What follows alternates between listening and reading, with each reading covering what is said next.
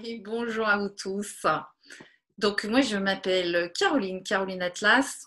Je suis enseignante de yoga Kundalini depuis 28 ans à peu près. J'ai été formée par Yogi Bhajan en direct.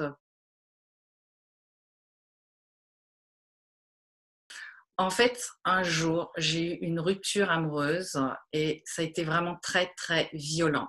Ça a été, mais la terre s'est arrêtée de tourner. J'ai été très très très mal. J'ai eu beaucoup de mal à m'en remettre. Par contre, c'est la première fois de ma vie où je me suis dit, ma cocotte, je pense que tu as un problème. Il y a quelque chose qui ne doit pas tourner rond avec toi parce que dans plein de domaines de ta vie, c'est compliqué. Donc c'est la première fois de ma vie où je me suis dit, ça vaut peut-être le coup de t'arrêter, de t'asseoir et de regarder en toi ce qui se passe. Et donc à partir de là, j'ai été complètement guidée jusqu'au jour où quelques mois après, j'ai rencontré le yoga Kundalini.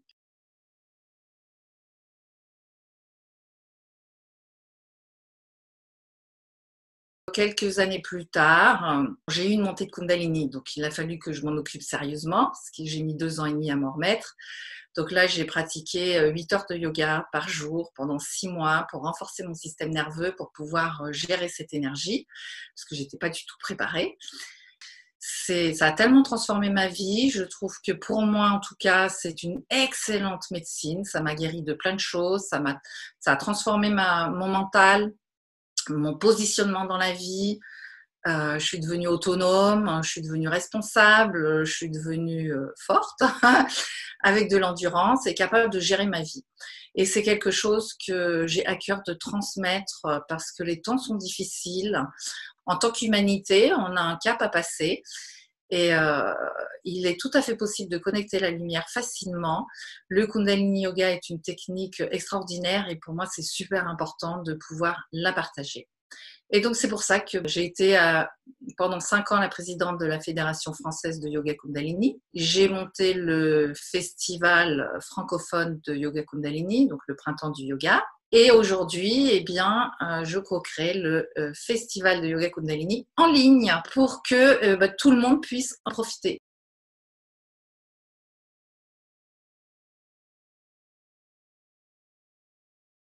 Cette année, le thème du festival, c'est le leadership. Pourquoi le leadership? Parce que je pense que c'est très important qu'on puisse chacun réinventer sa vie.